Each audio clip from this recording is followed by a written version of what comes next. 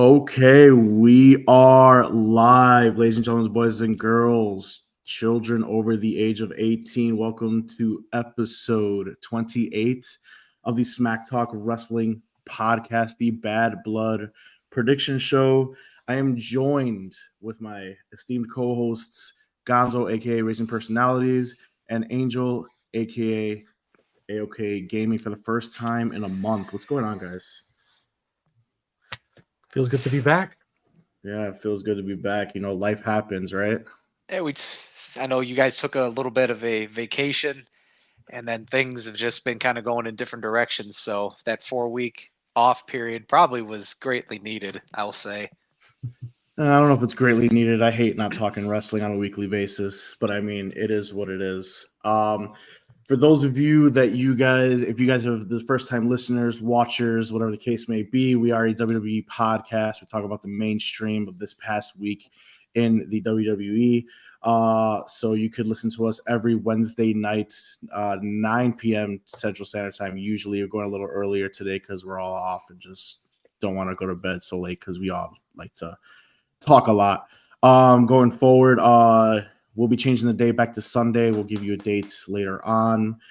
You can also listen to us on Spotify if you don't want to watch our ugly faces. So yeah, here we go. So tonight we will predict Bad Blood at the end of the show to close it out, but we're going to talk about this past week in wrestling. So without further ado, let's talk about SmackDown. We have a SmackDown recap real quick. We had Bayley defeating Naomi. Bayley will face Nia Jax at Bad Blood now for the Women's Championship.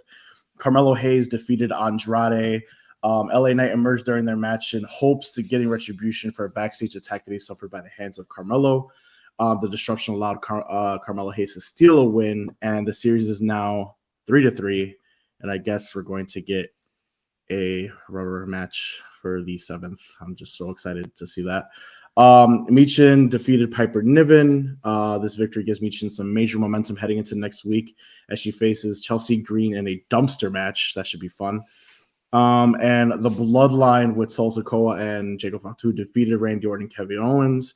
Dongans, of course, came out, tried to interfere in the match. Cody Rhodes came to help, even though Kevin Owens said, "Leave me the hell alone."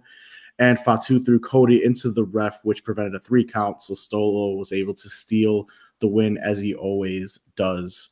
So that was the recap of the match card. We had some notable segments as well. Nia Jax and Tiffany Stratton. Basically, Jax was pissed off that Stratton didn't get the victory to kick off either Bayley or Naomi off the brand, which was a pretty cool stipulation, even though that really wasn't going to happen. Further fuels their feud. Eventually, if Stratton does in fact cash in on her, so there's that. And then the Bloodline DIY and Street Profits are promoting a triple threat ladder match that's going to be shown on SmackDown for next week or for this Friday. So I thought that's pretty cool. Additional notes, we have Bianca and Jade apparently hosting Bad Blood. You just can't book them in a match. Hate that. And SmackDown is going to be going to 3 hours.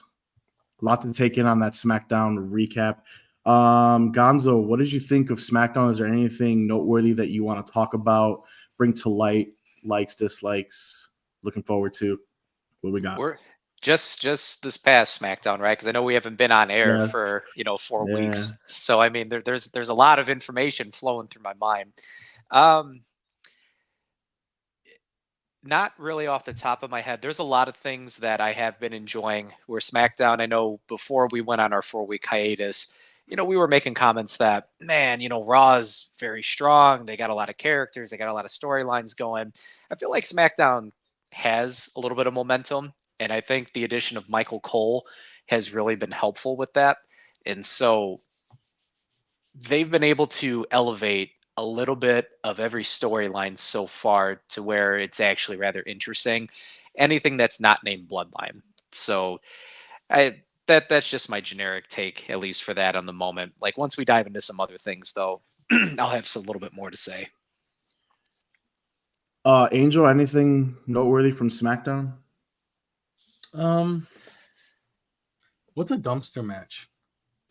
If you get thrown into the dumpster, you lose, and it shuts. Kind of like a casket match. You get thrown into the casket match, and you shut the door. and that's how you win. So there's no pinfall, no submission. It's basically a hardcore match, and you get to get thrown into the dumpster for the victory. This feud, I guess feud. Did this match come about like off air? Was this like a It's been kind of fueled for the past like 2-3 weeks. For some reason, they just have this little thing. It kind of happened on SmackDown when Chelsea Green came on not on SmackDown. I'm sorry, kind of when Chelsea Green went back to NXT a couple weeks ago, before Julia made her appearance, and then Michin came in as well. And it's kind of a poorly booked feud, but I mean, you're gonna get a nice little hardcore match out of it. So I mean, okay. Not No, I was really- just curious. yeah. Dumpster match. Oh, quick comment. Nia Jax almost murdering Tiffany Stratton. With the choke, Before- or Yeah, the choke and like you Yeah. know trying to predict what she was going to say, and she changed it up a little bit. So that was actually one of the things that stood out to me, just from you don't really see that all too often, like that level of aggressiveness where someone legitimately is like being choked and like brought nose to nose. That was a little bit of more of an edgier type of presentation that I haven't necessarily seen, at least on WWE programming, in a while. So that was the one thing I just wanted especially with to make women's mention of. division. Yeah. Yep. I feel like the women's as a whole is getting showcased a lot better the past couple weeks, a couple months, honestly. Even with tag team, I know you guys are not thrilled about the tag teams that are going for those tag team titles, but I just feel like they were just being showcased a lot more. And like David said, I mean, yeah, but you hate Unholy Union for some reason. Yeah, exactly. Gonzo made a good point. I mean, I really wanted to actually talk about that as well. The Nia Jax, Tiffany Stratton. This is why I know a couple weeks ago we were talking about, actually a couple episodes ago, not a couple weeks because we've been gone a month, but a few episodes back of the Smack Talk, we were talking about, why Tiffany or how long Tiffany's going to hold that Money in the Bank briefcase, and it's because of story, right? It adds different elements, and you could already see, Jax is clearly afraid of Tiffany Stratton and when she could possibly cash in on her, and she's just trying to keep her in line. It's just so subtle things like, you better not cash in on me, or you better get this right. And even if she would have lost that match, Nia Jax took the pin 2 weeks ago, but if she would have lost that match, Nia Jax said that you were going to leave SmackDown herself. So I mean, it's just those little elements. So her getting choked out, I thought that was dope. And then that little look that Tiffany gave just shows like, okay, like, I got you, bitch. I'm gonna get you eventually. It's just little subtle things like that. We got a question. It's Eddie Leonard says, you think they're trying to bring back some ECW elements, basically as the product gets edgier and we approach the Netflix era. What do you guys think? I mean, a lot of matches have been hardcore matches on NXT. Specifically, NXT has had a lot, but yeah, Saw even an amazing one yesterday. the main brands are doing that. I mean, the promo with Wes and I'm sorry, what's the Rascals guy? I forgot. Zachary Wentz. Thank you, Zach. With Zach and Wes, I mean, that promo. I don't think we've seen a promo like that in probably 20 years. But it kind of reminded me of the Matt Riddle, Seth Rollins a couple months ago. Yeah, I guess the Riddle one would be the closest. I guess you're right. I forgot about the Riddle one. And Matt Riddle and Seth Rollins when he's like, "Yo, you there?" And then Seth Rollins is like, "Yeah, bitch." He's like, "How? Let's talk about how your wife left you." Remember that? Yeah, the shoots were real there, right? So, dude, that definitely some shoots. I mean, it's really good. I don't know if they're trying to bring back some ECW elements. I think it's just they're more doing their own thing. I mean, I'm just glad that they're showing it a lot more. I know those were pretty much restricted to like PLEs when they had the Extreme Rules PLE. Thank God they ended that. The TLC PLE when they ended that. So I don't know, maybe.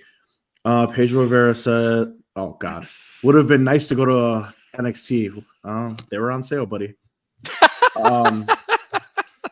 But just to make a quick comment to the question about it becoming a little bit more edgier.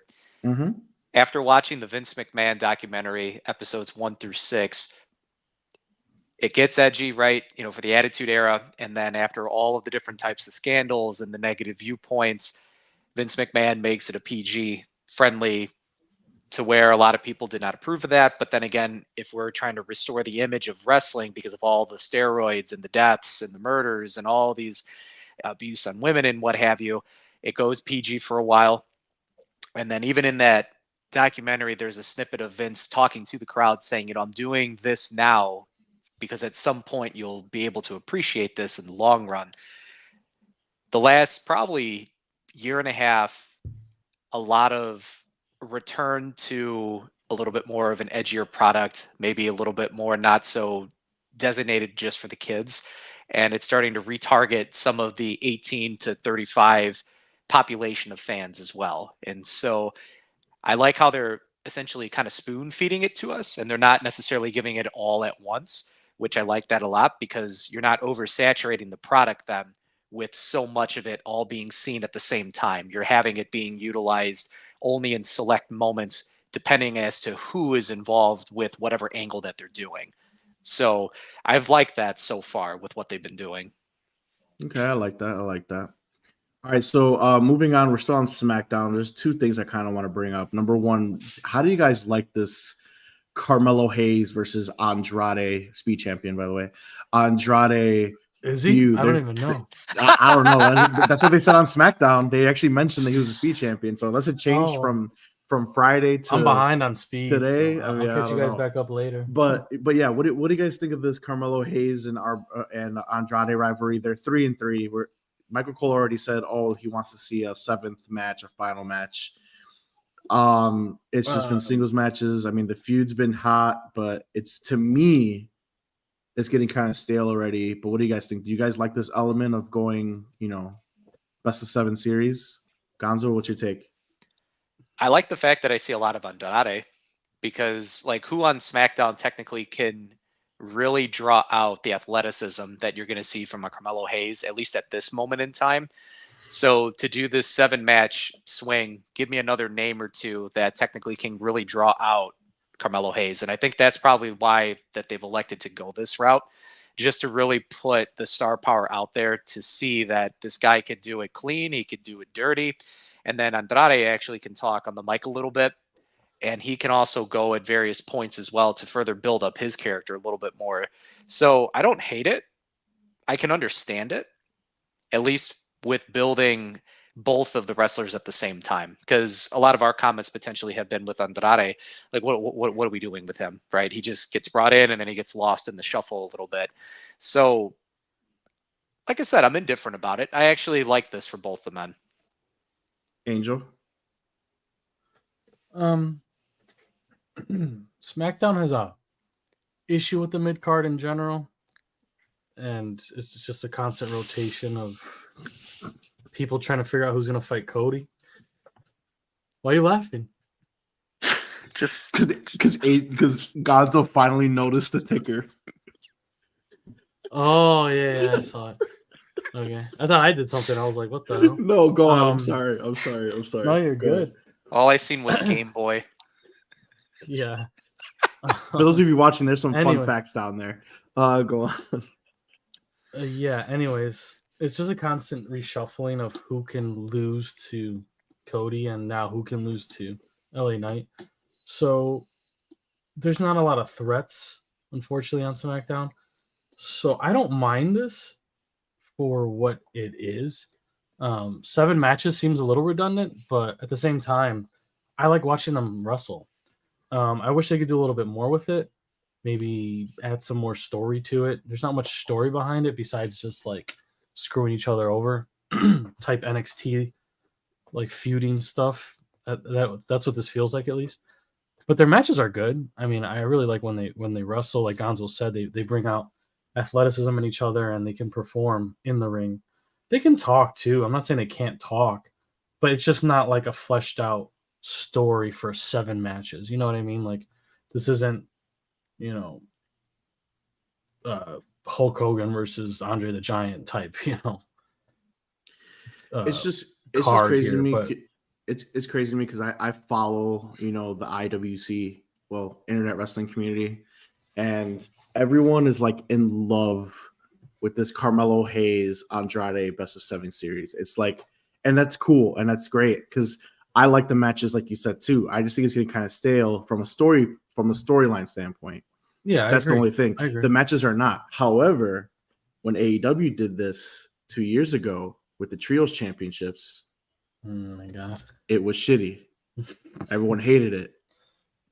Well, maybe It's just like, who was in the Trios Championships. That's why. I mean, Did they the mesh Elite well? versus Death Triangle. So I mean, it's pretty solid, but that's just me. Going on, the last thing about SmackDown is this whole Cody Rhodes is becoming the anti-hero in regards to how Kevin Owens views him now. He doesn't really want to be around him anymore. Randy Orton is trying to keep them together. Randy Orton, we saw that this past week when after Kevin Owens said backstage, "Hey, I don't want you out there," and Randy Orton was like, "Hey, nah, man, if they come out, we need you." And even where Cody Rhodes tried to insert himself into that main event, he wanted to make it a 6-man, but Kevin Owens again was like, we got it. You got your own tag team match with your boy Roman. What do you guys think as far in regards of that? How do you like that? It's been building for what, about a month now, maybe a little bit longer. So you're starting to see more and more of Kevin wanting to distance himself, and I need more of that Kevin Owens again, because there was something that I didn't realize, that I think it was this past SmackDown that it was made mention that in the last 4 years that Kevin Owens has been fighting the Bloodline, he has yet to actually get any type of significant victory over a Bloodline member tag team of some kind. So I don't know how accurate that is, like a legitimate win. And so to have him go a different direction, Cody is starting to, again, like you said, insert himself a little bit more, starting to step on his toes.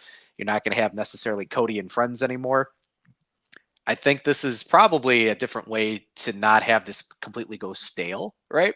To have a little bit of complications. But I mean, at the end of the day, it's whatever. Like, I'm not excited about it. I'm not even upset by it. It's just, okay, that's cool, I guess. Angel, do you have an opinion before I say anything? Yeah, I think the problem is Cody versus the Bloodline is not an even matchup. And when I say that, it's because of the sheer numbers of the Bloodline. When you have a faction like the Bloodline or like the Judgment Day that dominate the main card, events, belts, so on, and their opponents or their rivals or their faces, whatever you want to call it, are not as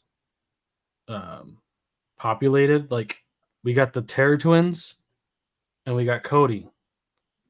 You have to force them into these weird matches, situations that don't add up, and you have to like cut these groups in half, or you have to figure out and scheme ways where they're teaming up with people that they normally team up with, and you come up with what we got right now on both shows. And it's not to say that they're not great talents and that the writing isn't making it work. It's just, it's a problem, is all I'm saying, and it makes it hard for certain parts of the show and certain talents to get through it, especially for such long storylines, right? Like this Cody storyline, it's going to be a long time. And the Judgment Day, I don't see this ending anytime soon either. So when they dominate both brands like they have, you just have this issue that you keep encountering, and it's very difficult to solve it. So Cody's just going to have to keep on trucking. We'll see what Kevin does, see what Randy does, see what the original Tribal Chief does. It's a weird combination and mix, but they're going to have to keep doing this until, I don't know, until they figure out a real rival for the Bloodline to actually engage with besides Cody, which I don't see because they always are in the picture for the main title. So you just said that, and unfortunately, you're not going to see. We're going to wrap up SmackDown in a second. Unfortunately, you're not going to see that change right now because we're heading into Survivor Series. All right, and everyone already had this notion that, okay, it's going to be a Bloodline Civil War type deal. At this point, with next month being Survivor Series, or not next month. I'm sorry. Survivor Series being in November. Excuse me. Well, yeah, it is November, next month. yeah. Yeah. Being in November, there's not enough time to put that in motion. And I think we're seeing, Kevin Owens and Randy Orton being a little bit apprehensive to the fact as to why Cody Rhodes is teaming with Roman Reigns. Why? Because eventually, depending on what happens on SmackDown this Friday, leading up to, because it's the go home show for Bad Blood, I think we're going to see another Avengers Assemble situation with Roman Reigns being the new Avenger added to that team. And you're going to have Roman Reigns, Cody Rhodes, Kevin Owens, and Randy versus the Bloodline. And that's the war games that we're going to get. We're not going to get. Same as last year, as we talked about. Pretty much.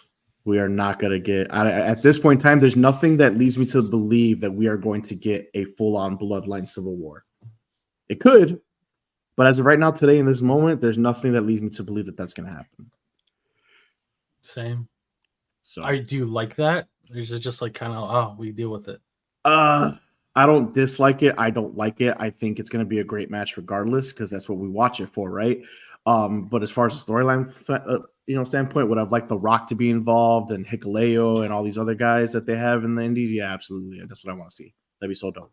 Have Cody defend his championship against somebody new and fresh. Which you can't. Which is another crazy too, because if SmackDown truly is going to 3 hours, we're gonna need some more people on SmackDown. And we need some. Well, why can't we have the Bloodline story not involve the main title? I don't get why it needs to include Cody right now. It's a great question, and I don't have an answer for you. Like, it could come back to Cody. It doesn't need Cody right now, in my opinion. I don't know. You want to treat it like a comic book then? You have the main, and then you want to have a bunch of like tie-ins, essentially. Well, from now until WrestleMania, yeah. You're not fooling the fans. You're not fooling us. We know Cody's not losing anytime soon. So why even bother throwing your best story into Cody over and over again when you know you can't take him down? Just my opinion. Agreed, but. We spent a lot of time on SmackDown. So real quick, Eddie Lerner, let me see. Eddie, thanks for the follow for us, by the way. I have my opinions, but what do you think what will happen with the New Day? We're going to get there actually right now. We're about to go over Raw, and hopefully we'll answer your question. All right, so real quick, we have a Raw recap. Xavier Woods defeated Rey Mysterio by inadvertently unmasking him. That was pretty crazy to me. Zoe Stark defeats Lyra Valkyria. Because the Pure Fusion Collective. What's going on? It's just funny about the Rey Mysterio thing. Go ahead, finish. Oh, okay. All right. Zoe Stark defeated Lyra Valkyria. Pure Fusion Collective was too much for Lyra to overcome alone. Post-match, she was attacked, and we've seen the return of Kaden Carter and Katana Chance.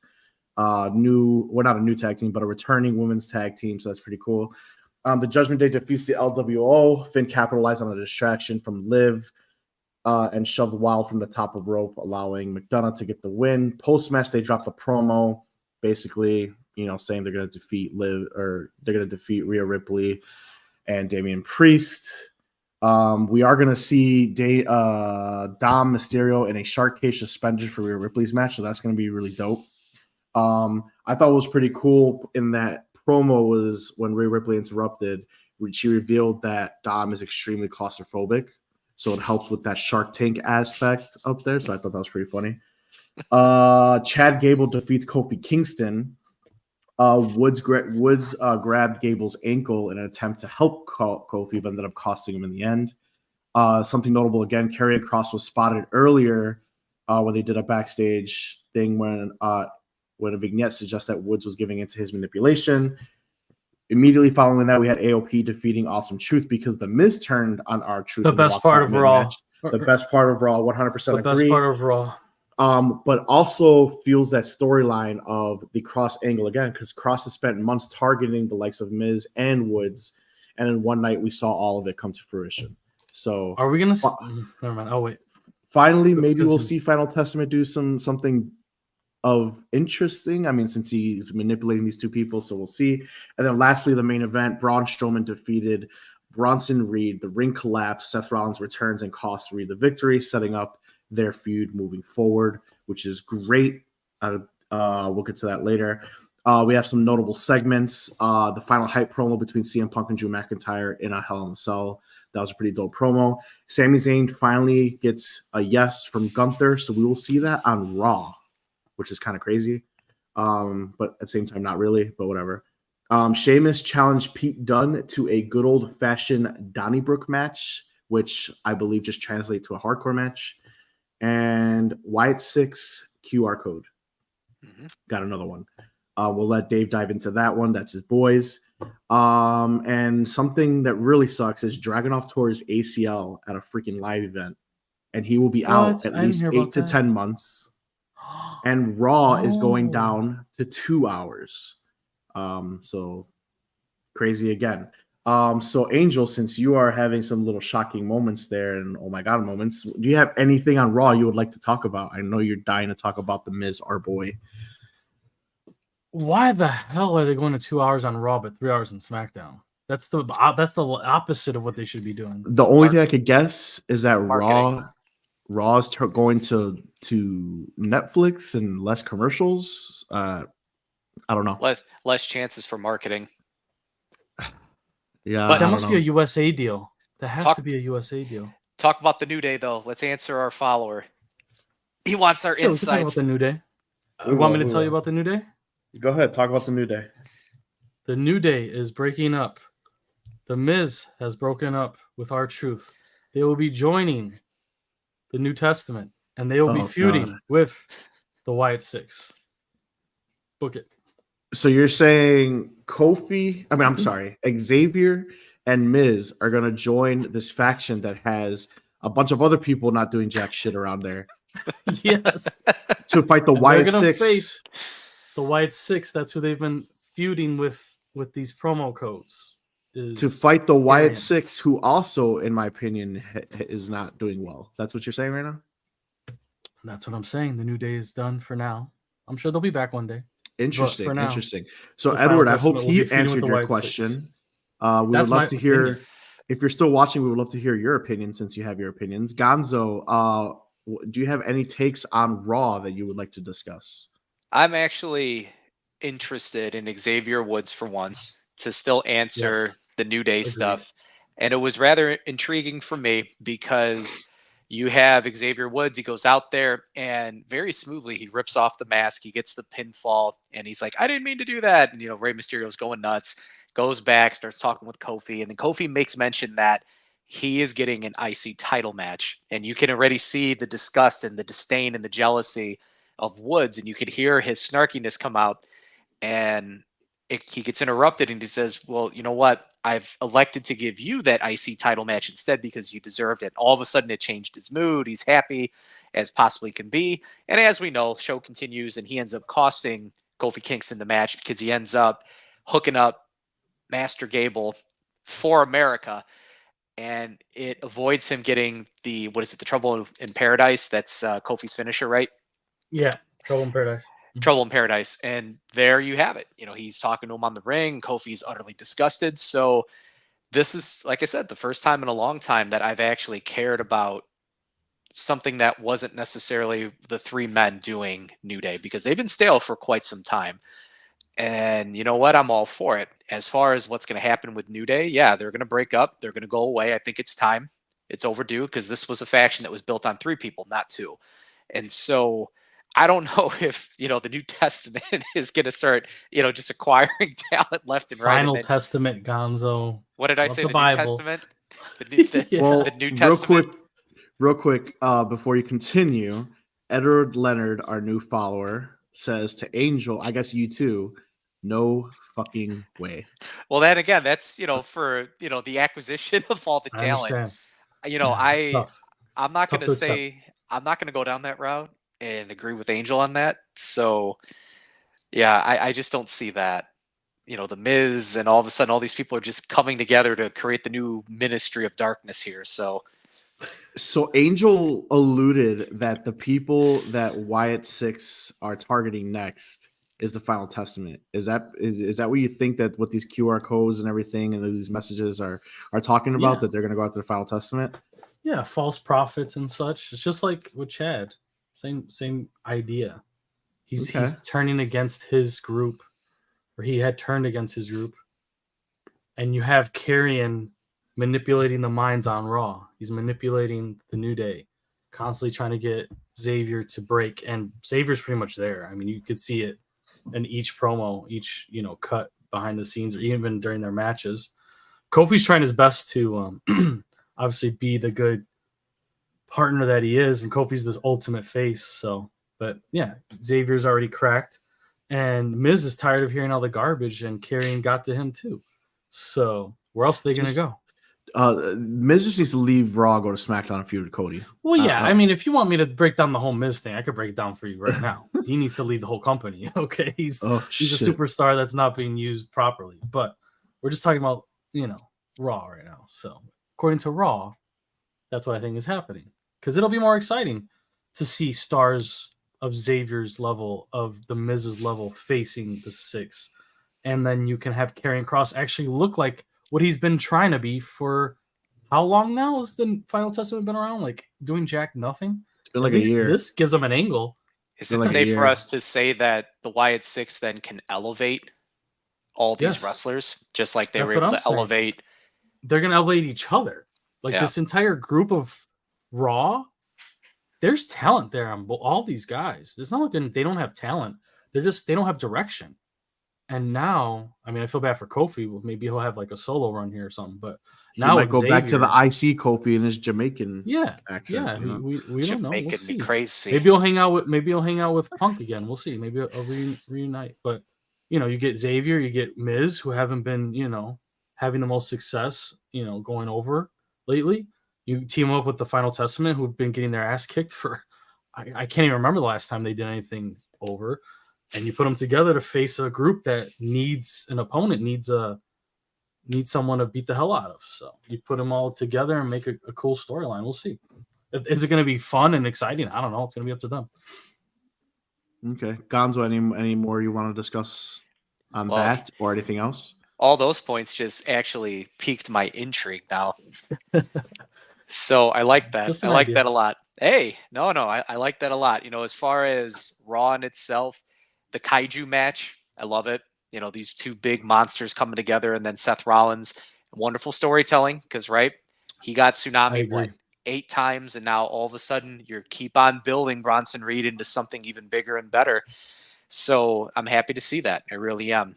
As far as the square off between CM Punk and Drew McIntyre, love that as well. The intensity was there. Those were the two big things that really stood out to me, aside from New Day stuff with what's been going on there. Oh, can I say one more thing? Yeah. Braun Breaker. So there's like 50 Braun Breaker. There is, dude. That's ridiculous.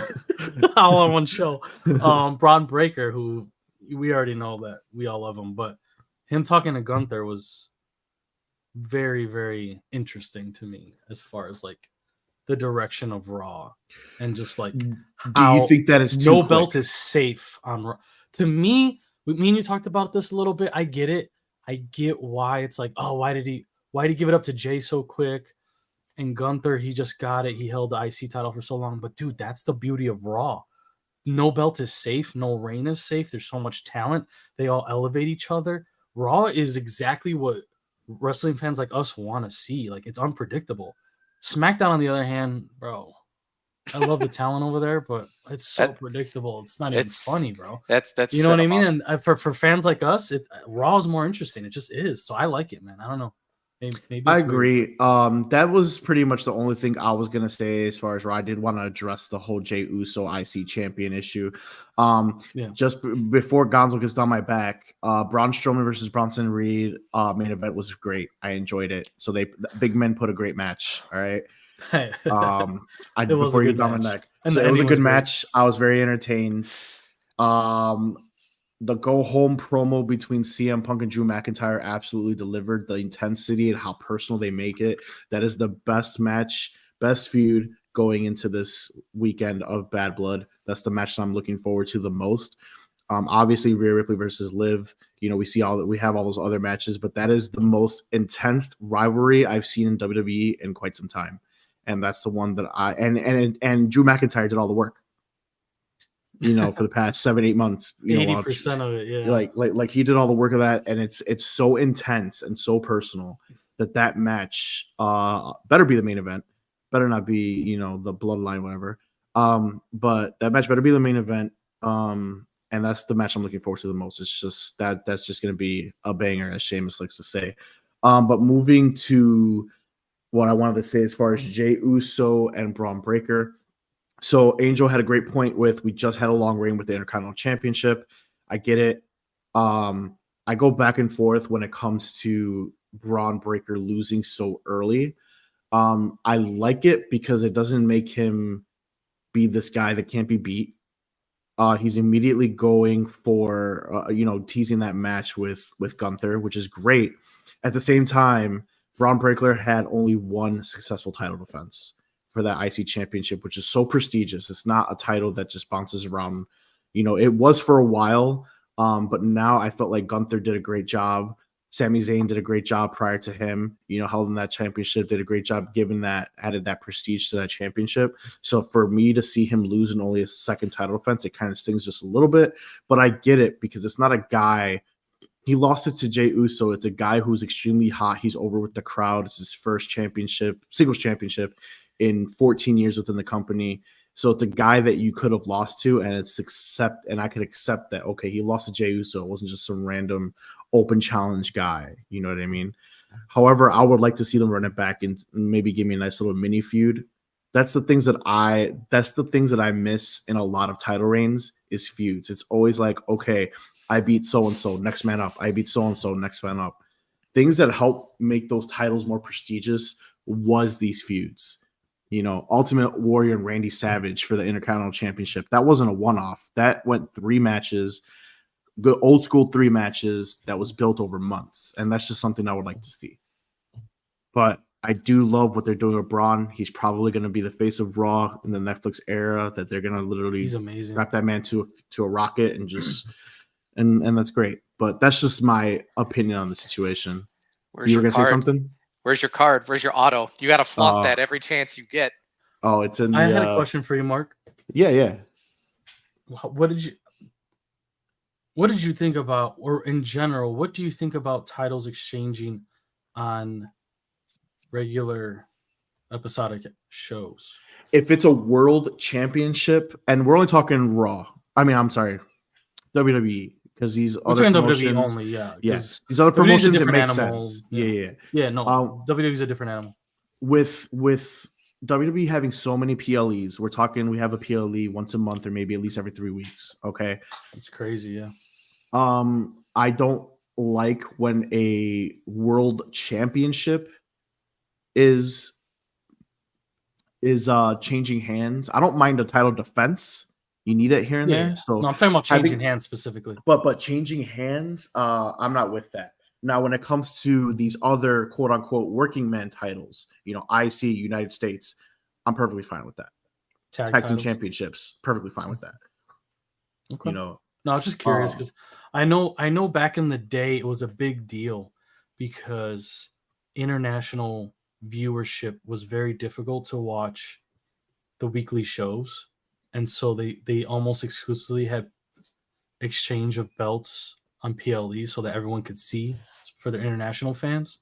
Mm-hmm. But I feel like nowadays that's not such a concern anymore with the way streaming and the new Netflix era is going to be. If it happens like once in a while, if Sami Zayn defeats Gunther hypothetically on Raw, when's the last time the World Heavyweight Championship was won on a Raw? Like that would be I'd be okay with that because it was just so random. You know what I mean? But having it change every couple months on a regular show when you have PLEs, no, I'm not talking about that. Yeah. I'm just saying in general, just like a title being exchanged on the weekly. If it's a random oh my god moment, then I'm cool with that. But if it comes to often 3 months ago, he drops the title here and then he drops the title here, but then you have all these PLEs, then I feel like it just makes it less special because that's the biggest prize in your company. Because you've noticed they've had more title matches on the weekly shows. The tag titles are defended on there, and that's exchanged on there. That's fine. IC title, the United States title has matches on there a lot. Still fine, just not your world. How about you, Gonzo? What do you not think your about world championship? Anything that's not the world title or the whatever they call these titles, Universal and whatever. The main have you. cards. I got you.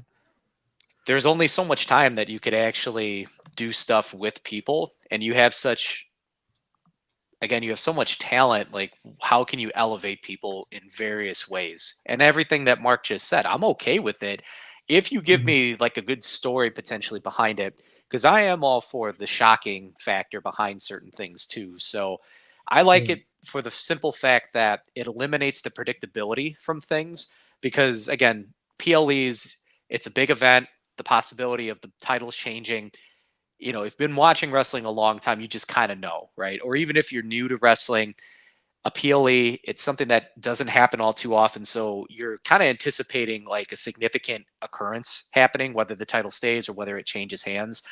At least for SmackDown and NXT and Raw, this also is another way that you can continue to keep the show relevant.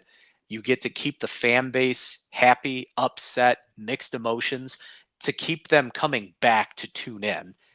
And so I like the use of switching the titles potentially from time to time, because it helps elevate. It also helps attract. It also helps stir up, again, the fandom with whatever it is that they like and what they don't like. And it's also an opportunity, to sound like a business person, you have opportunities to then market various things to get additional subliminal messages out there to further just have all of this notion get pushed even further. So I'm all for it in various different ways. Yeah. No, I just wanted to ask because I feel like this is the new age we're in, especially going into Netflix and stuff. And it's just something different for us to look forward to seeing more of it. And I just wondered if you guys were interested in it. But yeah, I agree with you guys. You made good points about that. Yeah, I mean, because this will be my last point too. It's like it's an opportunity because not everyone is going to be able to afford maybe a certain TV package where you're going to be able to witness cable television, but you have the subscription. You could watch it there, or sometimes you might be able to watch it like on Peacock. So with them being able to make everything special, because there's an understanding that not everyone is going to be able to watch all of the wrestling, and so that they also can give highlights and recaps, and that way they can also do it with the media and include that on social media and then YouTube. I mean, there's just so many ways that they can give so much content to people that it's diversified everything, and I like this a lot now. Okay. Gotcha. Okay. All right. Sounds Moving good. on. Let's take a break with all the post show talks. And let's play a little bit of Guess the Wrestler. We're just so good at this game together. Is it Shelton Benjamin? But yeah, Guess the Wrestler will be presented by Gonzo, who is winless. He is 0-4-2. And AOK will be facing me. AOK is 3-0-3, and myself is 2-1-1. If you want to know which wrestlers were used in the past, just look down at the ticker. They're there. Also, they have updated records. In this game, since we have 3 people playing, we have Gonzo presenting, and me and Angel have to guess, and we have 90 seconds to guess the wrestler. Him and I will either alternate questions or straight up make a guess. And if one of us win, they move on to the next show. The loser will present, and Gonzo will move into the matchup next week. If none of us guess, then me and Angel get to face each other again, and Gonzo gets to present again. So me and Angel are on teams because we are not good at this game. So Angel is. I am awful at this. Just so my record, lucky.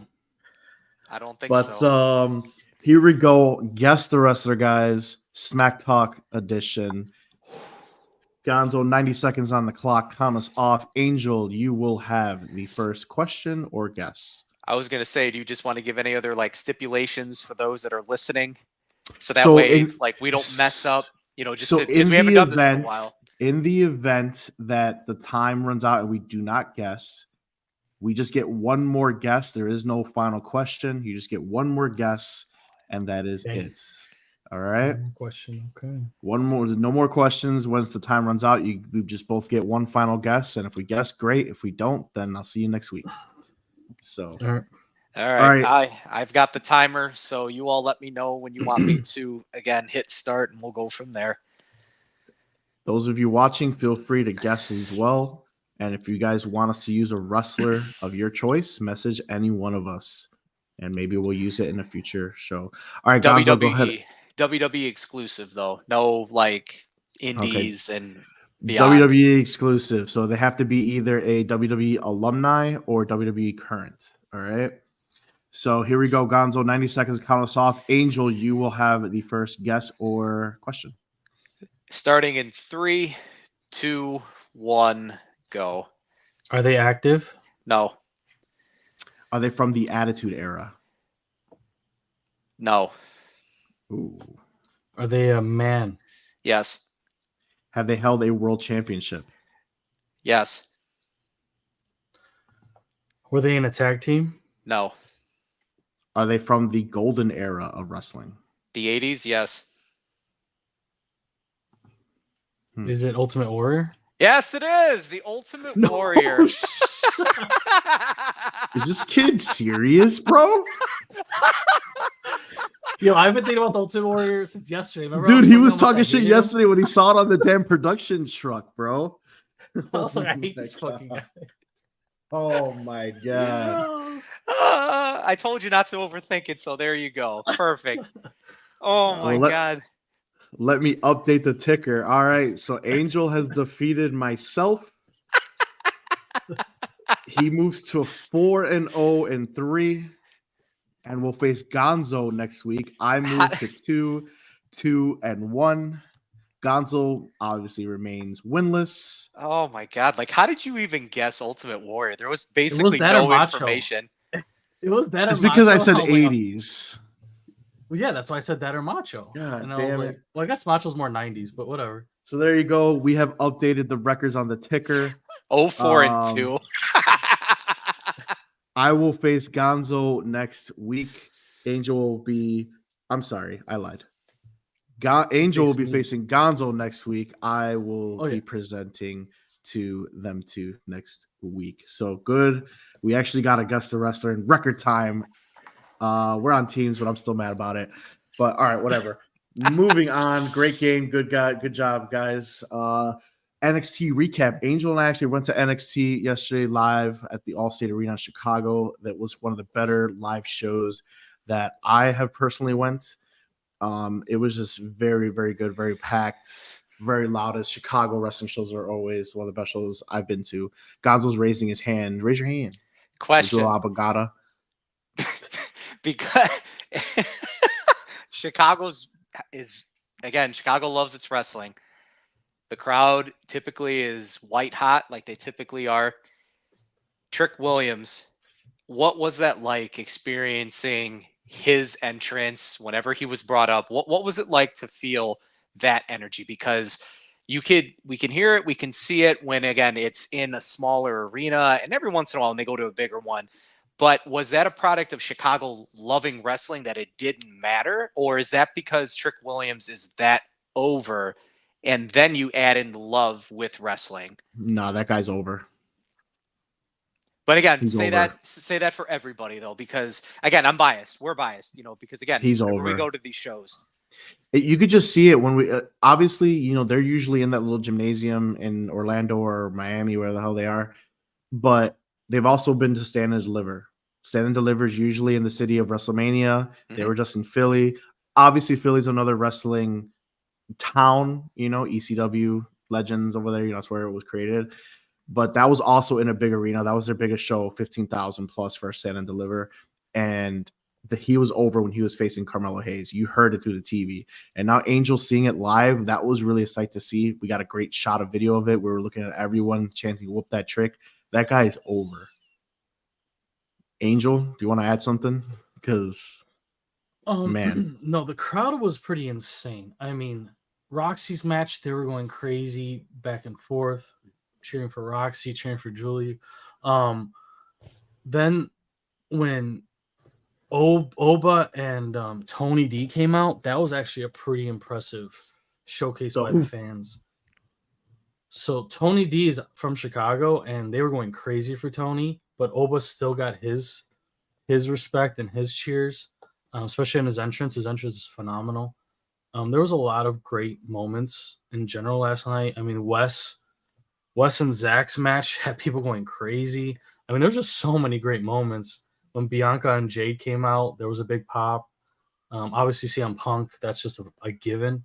But I will say Trick's moment was pretty intense and deserved. And Ethan Page pretty much gave a show, I think, from his side of it too, and then everyone kind of slept on it. Maybe because Trick is so big and everyone wanted to see him get that belt back, and we just wanted to sing whoop that Trick. But Ethan's match was great. His chemistry with Punk was amazing. The fans were booing him. He got everything done like he was supposed to. So much respect to him. But yeah, Trick Williams is over. I got to agree with Mark, regardless of Chicago fans. So you guys know, it's no secret that I'm a big Ethan Page advocate. All right. But seeing him live, it's one thing to watch it on TV. I've never seen Ethan Page live before, not even at an AEW show. All right. Watching him live, Angel hit it on the nose. He had already tremendous chemistry with CM Punk. All right. Just on that aspect before I dive into anything else. The chemistry with CM Punk selling, okay, we have a special referee. Ethan Page works like an old school wrestler. He crowd pleases and he plays the story. The story there was CM Punk was there to make sure Ethan doesn't do any shenanigans. What does he do? He tries to do dirty pins. He uses freaking. He tries to shove Trick into the special referee. He complains about every count. He complained about every count that it should have been 2 or it was 3, or even when CM Punk wasn't counting him out when they did the table spot, which is very rare in a championship match. Ethan Page played that so perfectly to make sure that we knew CM Punk was part of that little mini storyline. Hitting the go to sleep and him staring at CM Punk and was like, yeah, count it. If he would have won there, I would have went nuts because I was of course pulling for my boy Ethan Page, but just those certain things that Ethan does, he works. And obviously I'm not in the business, but like the way he worked that match, it was just nuts. How about after the loss, they started spraying confetti? He just laid there with the confetti on it for like 10 minutes after the match was over. They were off air, and he was still laying there. Yeah. So watching from television, they almost ran out of time to where you didn't see the end of the match. Like they executed it nicely. And the part where CM Punk actually did the GTS to Ethan Page, as soon as he hit it, Punk dropped out and then the show ended. So I have no idea. I have no idea what else happened after that. They cut it so close, but it ended right with that. So what else happened after that? They just hit it with confetti. Ethan Page laid in the mat. Trick went into the stands like Lambo leaped into the fans, and Punk gave away pizza for free, and he was holding. That's another thing I want to talk about. All right, that was it though. CM Punk. God, I shouldn't have said this. It's from Chicago. Okay, obviously. All right, Second City Saint. Voice of this fucking guy wants to buy me Illuminati's. That's your pizza. I think that's the pizza of the arena, Mark. I don't care. Isn't that the pizza of the arena? Yeah, they've got a partnership with. You might as well have bought me Connie's at that point, bro. Shitty pizza. You gotta buy whoever's there. If you come to Chicago, you do not eat Illuminati's. That pizza sucks. Oh, stop it. When you live in Peoria, grow up in Chicago, and then move here where there basically is no pizza, honestly, you could give me like turds on whatever, and I'd eat that. That's how it's decision for yourself. All right. So real quick, let's do a quick NXT recap. So we had Roxanne Perez defeat Julia to retain the NXT Women's Championship. But that was because Perez's old tag team partner, Cora Jade. All right, she won remember I told you guys she won the NXT Tag Team Championships a couple years ago. Yep. And then turned on Roxy. Cora Jade, who turned on Roxy years ago, helps Roxy. So that's very interesting. Looking forward to see that. Wesley defeats Zachary Wentz in a Chicago street fight, which was an absolutely fantastic match and one of the better street fights I have ever seen. That's my take on that one. Fatal Influence defeats Lola Vice and Jada Parker. Jada Parker walked out on Lola mid-match when Lola tried to get a tag. And she was not available for the tag. So she then berated her for not being there for the tag, and then she walked out and said, "Screw you," and then she loses. Post match, we had Fatal Influence call out Kalani Jordan, the Women's North American Champion, and Jade and Bianca made an appearance for a nice little cheap pop. Trick Williams, then of course, we dove into defeated Ethan Page to win the NXT Championship. Trick is now a 2-time NXT champion, and there's only been a few to accomplish that feat. So he's in good company for those that eventually get called up. And then Trick and Punk bought Illuminatis. Notable segments. We had Miz TV with Oba, Femi, and Tony D'Angelo. And then Shawn Michaels and Triple H opened the show introducing new championship. Are they called World Championship on NXT, or are they just called NXT Champion? I don't even know. NXT Champion. It's just so called yeah, NXT Champions. All right, so he introduced new women's and men's NXT Championship belts. Obviously, Gonzo's been asking us questions about the show, but let's ask Gonzo. Is there anything you want to talk about from the show that, really stuck out to you, or something you liked, disliked, looking forward to? I don't know if I can't remember. It's been a blur because I've been smashing in NXT and Raw just to get to tonight so that we could actually talk about things. I don't know, because I've seen this on social media, but I can't remember if this was actually on NXT or if they showed it. But it's Punk doing his callback to Shawn Michaels, where Michaels stuffed a sock that was a social media in his thing, trunks. yeah. That was social, yeah. That was social? Okay. So for those of you who are unaware of what I'm referring to, this was exclusively social media. It's Triple H, it's Shawn Michaels, it's CM Punk. CM Punk literally has shorts that come up barely covering any skin on him. And he's got what Michaels did back in the early 90s, got fined for it, was he ended up putting a sock in his trunks to make it appear that he had a very big package down there. But then he also had the Heartbreak Kids cowboy hat on. And again, it was a bunch of humor, right? It was a little bit of the DX and I think I liked it so much because you had Triple H laughing with Punk. And so for so long, right, there's been so much bad blood there that to see these guys actually be able to put those differences aside and continue this very good relationship, it just makes me smile from ear to ear. And again, it's not so much wrestling related. Yes, money too. But it's good on so many levels, at least for me. Okay. Is there anything from the show that you like? I didn't realize that Tony D was from Chicago until you guys made mention of that right now. So that makes so much more sense. Everyone was doing this in the crowd. It was just awesome. Amazing. Well, again, that adds so much more to that whole component to it. And for those of you maybe who haven't been watching NXT or been up to speed with it, did you all like the Rocky 3 cut up that they ended up doing for Tony D? How he's like screaming, "I'm afraid." I loved it. Oh yeah. That was amazing. That was amazing. And I think he's defeating Oba. I think it's time. It's 100% time for Oba to lose. Does he come out to Eye of the Tiger? That would be funny. So honestly, that's not a bad idea. That'd be absolutely hilarious. But Eye of the Tiger. Let's go. Those are the big things I just wanted to make mention of, at least in regards to the NXT stuff. All right. Well, the only thing I really wanted to make mention was the Ethan Page thing and how he worked. So that's pretty much it for me. I thought the Miz TV angle between Oba and Tony D'Angelo, I thought it was great. Big cross supporting. Miz just sitting there. He's like, yeah, go ahead. Pulls his chair back. He's like, yep, go ahead, fight. Let's do it. And full on with his heel, with his heel turn on Raw. So I thought that was pretty good. Angel, do you have anything else you want to say about NXT before we go on to our main event, which is the Bad Blood predictions? I think we hit most of what I was thinking about. Wait a minute. What do you guys think about these new titles?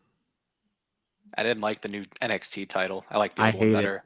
I love it better. Me and Angel talk about it The yesterday. old ones have more aura for sure. I get why they changed it for this new gen, but the old ones just have a cool aura to them. I like the old ones too. They just I don't know. Cool. I don't understand like the change and why they did it. It's kind of, I don't know. I even thought to a point they look so similar. I told Angel, like, yo, are they bringing back the tag team championships for NXT? Like, I didn't realize. Women's tag team. Yeah, women's tag team. I didn't realize that they were giving us new main championships. And I just don't, I mean, I understand you had a new network and they're saying new network, new titles, but those titles were still kind of new. They changed those pretty recently. And it's like, I don't think it really needed it. I'm not really too thrilled. I mean, they're not bad looking championships as you can see here, but they're kind of I'm blah. just, I don't know. I feel like the other titles were more appealing to me. I don't know. I feel like Paul is trying to pay homage to old school titles, and he keeps trying to pull things back into like the not generic, but like that original rubric of titles that we had back in like the 80s and 90s. He keeps changing titles back to the old school versions of themselves, with the tag titles and such. But I mean, that I don't know. NXT I'm not title, saying the NXT men's title doesn't even have any gold on it, right? It's just silver. I think it's gold. I think it's gold. Yeah, I think it's because it has the black strap. It's kind of hard to tell. Harder to see. Yeah. Because I think they're exactly the same. To be honest, I think it's just the women's is I think white. the strap and the is men's just black. different. Yeah. Okay. Yeah, I think they're the same. Because when but they did the zoom up on it after Trick won the title back, to me, just on glance, it just looked silver. Because I noticed it right away. And it didn't appear like it had a lot of gold into it. That's more of me nitpicking. Like, I want, the title to actually have like some type of gold in there, at least to identify that this is the main title. But that's more of a me thing. Right. So, all right.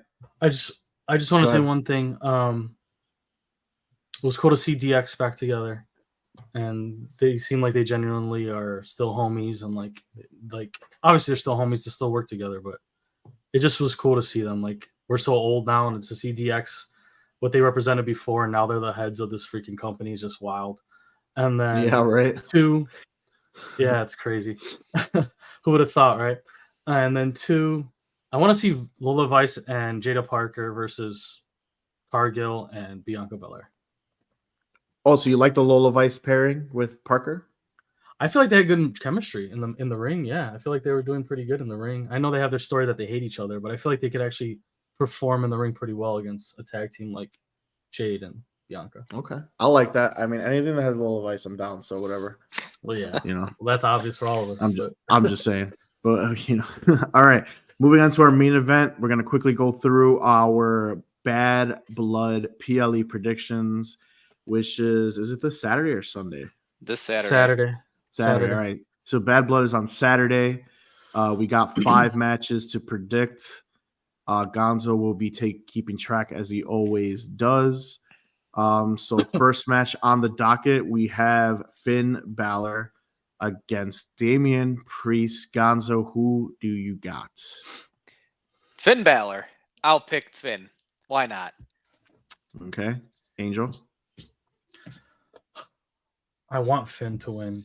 But for whatever reason, at these PLEs, like Damian and Rhea don't lose, except for Rhea's title loss. But I don't know. Ever since the breakup, it seems like they always win. But I'm gonna pick Finn because I want Finn to win from now until eternity. So, all right, clean sweep. Finn Balor's taking this win. Ew. All right, next up we got the Bloodline. Jacob Fatu and Solo Sikoa versus Roman Reigns and Cody Rhodes. Angel, who wins? This one's interesting because it's another opportunity for Cody to lose, which you don't get to see. So you think it'd be the Bloodline, but it's like they'd have to screw up somehow here. So there has to be some sort of turmoil between Cody and the Tribal Chief, Roman Reigns. I feel like them together is just too powerful of a... It's just like Megatron and Optimus Prime together, right? Like they can't lose to anyone. So I have to go Roman and Cody. Gonzo, who wins? Give me yours first. I need to simmer with this one. Oh my yeah, god. this one's tough. The Bloodline will win. I could see it. The Tongans will get involved. Randy Orton and Randy Orton only will try to come to their aid, which is setting up the story, and it still won't be enough, which is setting up the story for the what's it called? Survivor Series War Games match. But Yeah. Bloodline win. Bloodline win. Can you believe that though? Really, sorry, Gonzo. Can you Mhm. believe that that's actually probably what's gonna happen? Yeah. Randy Orton, Yeah. Roman Reigns, and Cody Yeah. Rhodes won't Yeah. be enough to win. Correct. 3 of the greatest to ever Yeah. do it. Correct. Just saying. Correct. Okay, Yep. let's continue. I agree with correct. you. Yeah.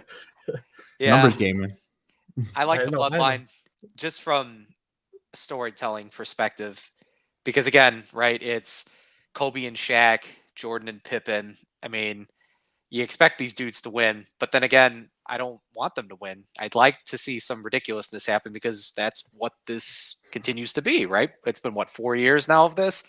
So continue to give me more nonsensical things and long live the werewolf. I love the werewolf. That's what I want to see. I want to see him, Roman Reigns just kill each other, but only have it be sparingly. So this is going to be great to see. All right. Next match, we got Nia Jax defending her women's championship against Bailey. Gonzo, who wins? We're going to do Nia. I was about to kill you if you said Bailey. Not even kidding. If you said Bailey did, I was about to destroy you, dude. All right, so I guess Angel has Nia Jax, I assume. Yeah, we'll assume Yeah, that. I do, but this guy better never say Bailey versus Nia, ever. All right, Nia Jax is winning. Before we move on to the next match, does Tiffy have any type of cash-in implications, teasing, anything in this match? Teasing. They'll be teasing, but not Or yet. does she tease the other show? We have Liv Morgan defending against Rhea Ripley. Oh, I would Angel, love that if Tiffy who jumped over wins? there. Oh, Mm-hmm. I would love that. You're going to Who give wins another this one? superstar to Raw? I don't know about that. Angel, who I wins? know, right? Ooh, man. This is the hardest one. This is even harder than the Rhodes Reigns match. Mhm. It's very difficult. I could see them giving it back to Rhea because she never actually lost it in the first place. And there's no Dom to ruin this match. There would have to be some other interference from the Judgment Day for Liv to pull this off, which is possible. I'm going to go with Rhea, even though I could see Liv winning and continuing this craziness, but I don't know why I feel like they're just going to pay back Rhea for her sacrifice, I guess. Gonzo, who wins? So this is Liv Morgan versus Mommy. Liv Morgan. I'm going to go. I'm going to go Rhea Ripley gets it back. Yeah. But I do think Tiffy like teases. 51-50. Tiffy teases. Her music plays, nothing happens, something like that. Maybe she comes out, but Tiffy teases. Just to give more element, because you got to keep that Money in the Bank story going. You know what I mean? But that's it. All right, in my opinion, this should be the main event, not the Roman Reigns. We have the Hell in a Cell match: Drew McIntyre versus CM Punk in the most intense rivalry on the card. Gonzo, who wins? Unbiased CM Punk. Angel, who wins? There's no way in hell Punk would allow them to let McIntyre go over on him in this match. It's Punk all the way. That's a sweep. CM Punk. Yeah, there's no way. But Drew deserves a win here, to be honest with you. He does deserve it, and I would not be shocked what if this work is put in. Mm-hmm. But I just don't see the relationship Punk has and what they're trying to do with him. I think it's just time to move on. Limited, and yeah. You know, Punk's got to start going for bigger and better things soon. So he's got to win. I agree. All right, guys. So that is our Bad Blood predictions. Tune in next week to see how well we did. Make sure you watch Bad Blood. Hopefully, actually, I can't watch it live. I work. I'll be watching it on Sunday. Please, no spoilers for me. So anybody, you guys have any final thoughts before we close out here? No speed updates, Amhel? Prayers for CM Punk. I'm behind on speed, brother. Sorry, man. All right. I'll get you next time, guys. All right, for sure. Gonzo, what were you saying? Prayers, whatever. If those of you that are religious, whatever religion that you pray for, non-religion, whatever it is, just We need CM Punk to not have a significant injury of any kind during this match, so that way he can continue to do whatever it is he's doing. So, jokingly, who are we sacrificing to the WWE wrestling gods to ensure that Punk remains healthy? Who are we A sacrificing? Tongan. A Tongan.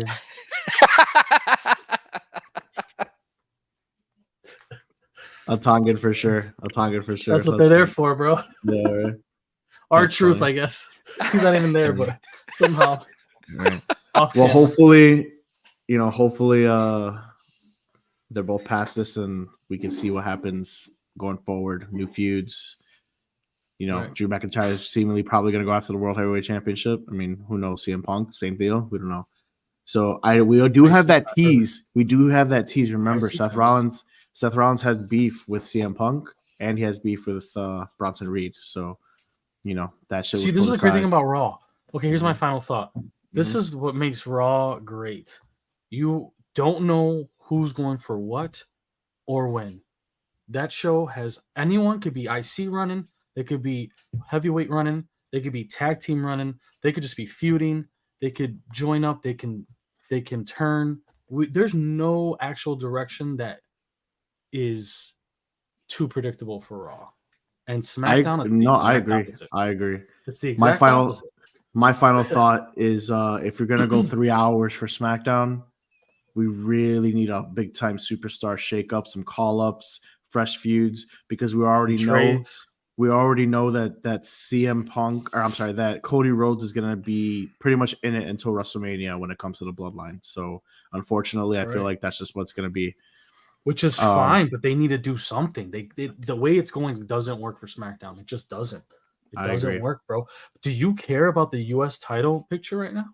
Even though LA Knight. Yeah. No. I'm not talking about who's holding it. I'm talking about what he's gonna go through right now. Oh, well, yeah. I mean, it's nowhere near as far as AJ Styles comes back. Ooh. You were excited yesterday until I told you. I'm excited, but how many times have we seen LA Knight and AJ Styles beat the hell out of each other in the backstage already? Right. I mean, I'm compared just to Raw, where everyone's going to be intermingled. Jey Uso, Braun Breaker, Gunther, CM Punk, Seth Rollins, the freaking kaijus. I mean, I could go on for days, dude. Like, anyone could be anywhere.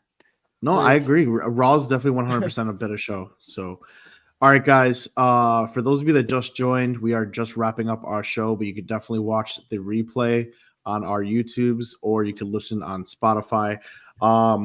Before we close out, starting on November 3rd, that's a Sunday. Hopefully, that will be our first show back on Sundays. So moving forward, starting in November, Sundays will be the time to listen or watch the Smack Talk Wrestling podcast. Same time, 9, maybe a little earlier. We'll let you know on the actual time. But November 3rd, look for that to be the first Sunday show for the Smack Talk Wrestling podcast. But until then, you could listen or watch every Wednesday night, 9:30 p.m. Central Standard Time, live on YouTube and Twitch, or you can listen on Spotify. Before we let you guys go, Gonzo, where can we find you and what you got going on? You can find me on Master Duel. I seem to just be living my life on that here these days. But aside from that, it's going to be Instagram and then also YouTube, specifically, mostly Instagram. X, I'm on there mostly when the PLEs are out and about. As far as the name, it's the David_MA_LCPC. That's only for X. But then for those of you that are also watching the stream right now, the Raising_personalities, that's what I use for everything else. So if you've been watching the little banner that's at the bottom of our screen, but for those of you that are not, and you can only hear our voices, I am a master's level licensed counselor here in the state of Illinois. So the letters, it's the LCPC for those of you who are familiar with it. For those of you who are not, I specialize in helping people with depression, anxiety, mood disorders, and then addiction for both behavioral and substance abuse. So just wanted to throw that out there. So, depending on the streaming platforms or Master Duel, whatever the case is, I tend to do this. Reach out if you have questions or concerns, and I'll do my best to potentially help and assist you in any way that I can. And reach out if you want to duel him on Master Duel. Yeah. Give him a DM. All right. Angel, what you got going on, bro? Where we can find you?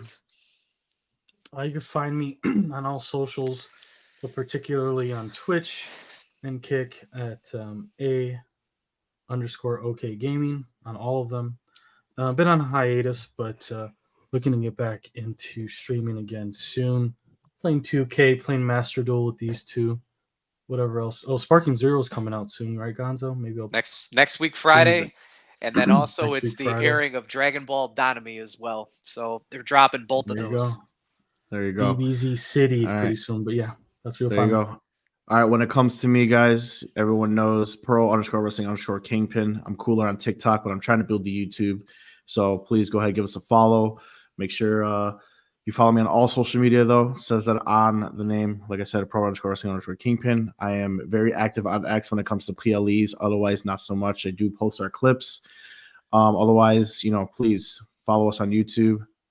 Follow us on Spotify, whatever you prefer. But yeah, so we'll see you next week. Thank you guys for watching. Kingpin out.